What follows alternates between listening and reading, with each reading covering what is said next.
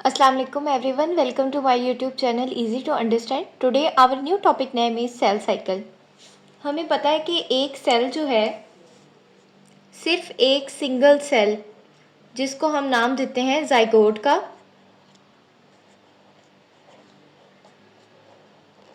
ये जाइगोट जो होता है इससे ही आगे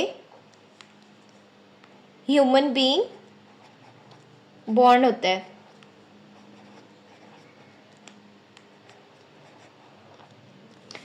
लेकिन ये जाइगोट का जो एक सेल है इसका ह्यूमन बीइंग में तब्दील होना एक बहुत लंबा प्रोसीजर है और उस प्रोसीजर में एक पूरा सेल बनता है। सेल के आगे उसका सेल बहुत से साइकिल्स बनते हैं जिसके बाद जाइगोट से फिर वो तब्दील होगा ह्यूमन बीइंग में। तो सबसे पहले हम स्टार्ट करेंगे सेल साइकिल की डेफिनेशन। सेल साइकिल की डेफिनेशन है द सीक्वेंस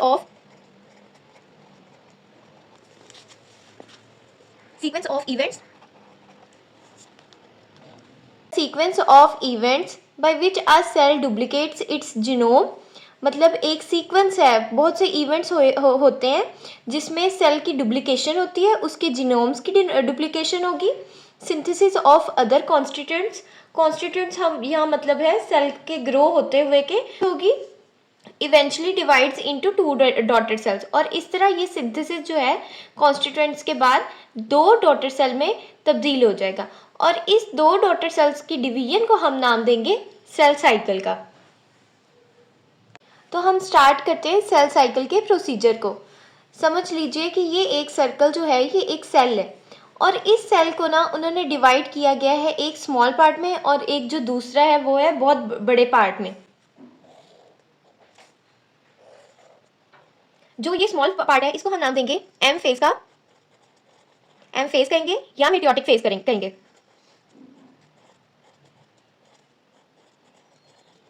जबकि ये जो हमारे पास बड़ा पार्ट है इसको हम नाम देंगे इंटरफेज और रेस्टिंग फेज का।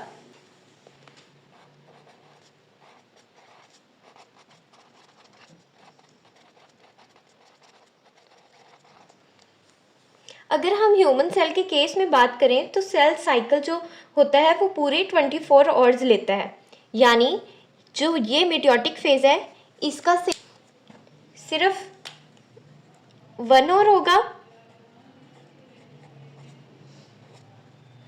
और 95% जो बाकी काम है वो होगा इंटरफेज का।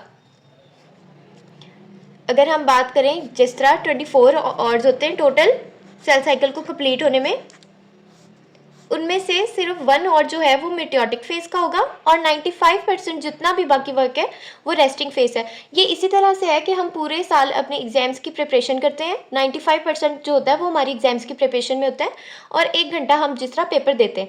तो इसी तरह से ये 95% जो है वो इंटरफेज का होगा और एम फेज में जिस तरह 1 घंटा होगा।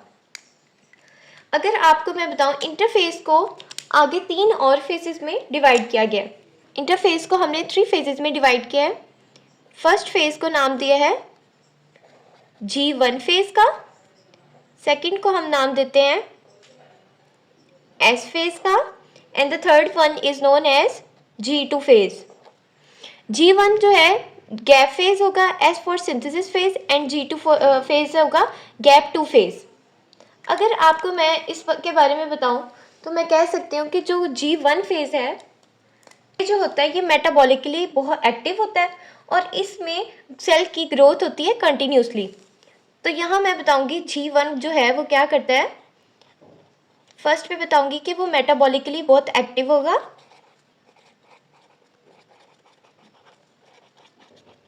और इसमें नंबर 2 पे उसकी बात आएगी कि ये सेल जो होगा कंटिन्यूसली ग्रोथ करेगा। इसके बाद ही G2 की बात करें, इसके बाद G1 के बाद S फेज आएगा तो पहले उसकी बात कर लेते हैं।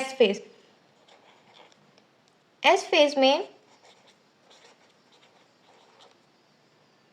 डीएनए की सिंथेसिस होगी, डीएनए की सिंथेसिस के साथ साथ इसकी रेप्लिकेशन भी होगी एंड रेप्लिकेशन मतलब सेल के न्यूक्लियस के अंदर डीएनए को सिंथेसाइज किया जाएगा, उसको रेप्लिकेट किया जाएगा। ये जो फंक्शन है ये होगा एस फेज में। सेकंड जो है एस फेज का फंक्शन वो है सेंट्रियोल डुप्लीकेशन।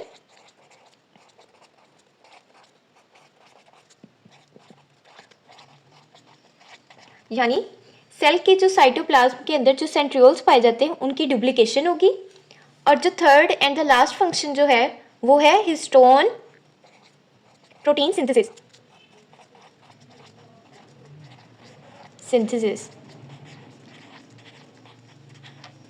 हिस्टोन्स हम उसको कहेंगे, उस प्रोटीन को कहेंगे जिस ऊपर डीएनए पूरा कवर किया होगा, डीएनए ऊपर कवर होंगे, उस प्रोटीन को नाम देंगे हिस्टोन प्रोटीन का। ये हमने एस फेज के बारे में पढ़ा। और अब ये जो है ये G2 फेज के बारे में। G2 फेज में प्रोटीन की सिंथेसिस होगी।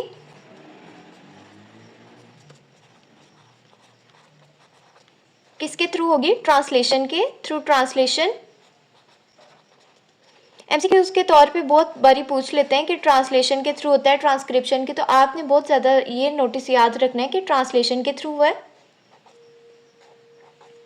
और इसकी यहाँ पे जाके सेल की ग्रोथ जो होगी वो फर्दर होना शुरू हो जाएगी, मतलब वो और फर्दर होगी।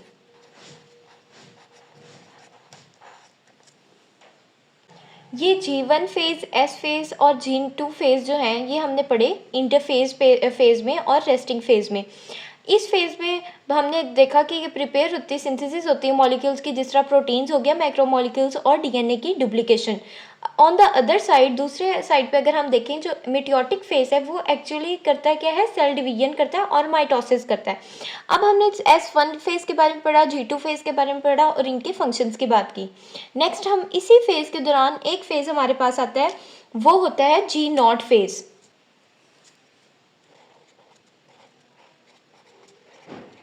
G0 फेज जहां भी आए तो आपने समझना है कि मेटाबॉलिकली इनएक्टिव होगा। बाकी सारे फेजेस जो हैं वो मेटाबॉलिकली एक्टिव थे,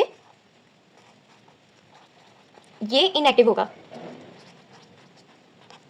G0 जो स्टेज है, जो हमारे पास फेज है, ऐसे इसमें ऐसे सेल्स होंगे जो डिवाइड नहीं होते, like heart cells. Heart cells जो होते हैं वो हमारे सेल्स डिवाइड नहीं होते, वो मेटाबॉलिकली डिवाइड नहीं कर पाते, वो प्रिपेयर नहीं होते फॉर डिवीजन के लिए।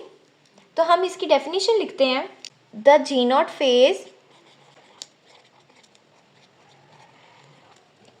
इज आल्सो नोन एज, इसको हम दूसरा नाम देंगे क्विसेंट स्टेज का।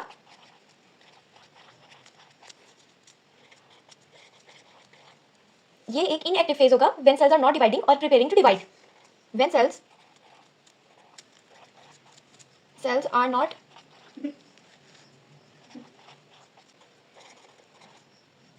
और प्रिपेयर टू डिवाइड।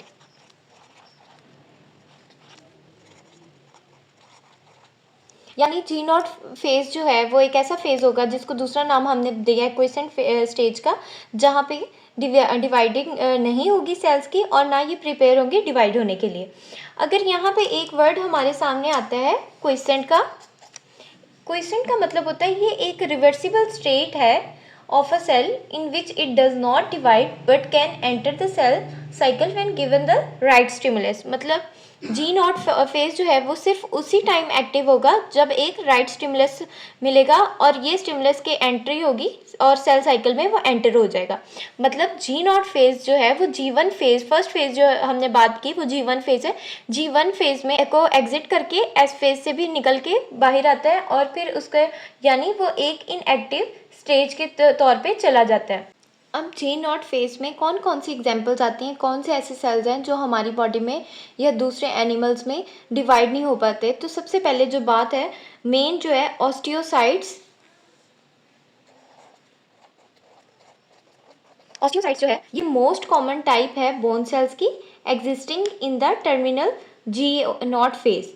ये ऑस्टियोसाइट जो है हमारी बॉडी में बोन्स में पाए जाते हैं और ये भी G0 फेज पे के तौर पे ये आगे बॉन्ड या आगे प्रिपेयर नहीं होते डिवीजन के लिए। नेक्स्ट जो सेकंड एग्जांपल है वो है एडल्ट एनिमल्स में। अगर हम बात करें तो एडल्ट एनिमल्स में ना नर्व सेल्स पाए जाते हैं जो डिवाइड नहीं होते। Nerve cells in adult animals. ये भी आगे डिवीजन नहीं करते। और लास्ट पे हार्ट के जो सेल्स हैं वो भी डिवीजन नहीं करते। तो ये होगी जी0 फेज की एग्जांपल्स। अब हम बात करेंगे मेटियोटिक फेज को आगे जो 2 डिवीजन की गई हैं वो कौन कौन सी हैं। मेटियोटिक फेज,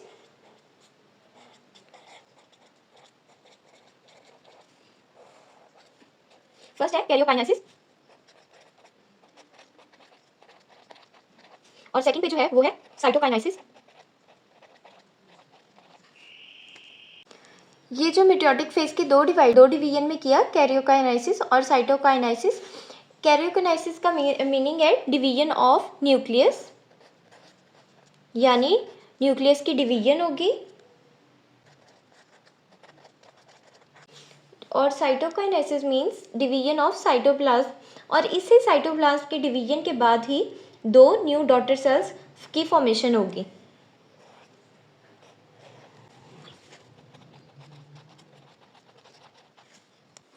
ये था मेटियोटिक फेज। मेटियोटिक फेज जो एक्चुअल सेल डिवीजन होगी, जिसमें उसको डिवाइड किया कैरियोकाइनेसिस में और साइटोकाइनेसिस में, जहाँ एक तरफ डिवीजन ऑफ न्यूक्लियस होती है वाइल डिवीजन ऑफ साइटोप्लाज्म होती है एक तरफ, और इसी के साथ 2 न्यू डॉटर सेल्स की फॉर्मेशन होती है।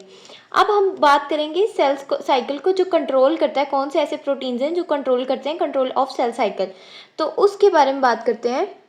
सेल साइकिल को कंट्रोल करने के लिए कुछ रेगुलेटर्स होते हैं, जैसे कि इन रेगुलेटर्स में नाम आएगा,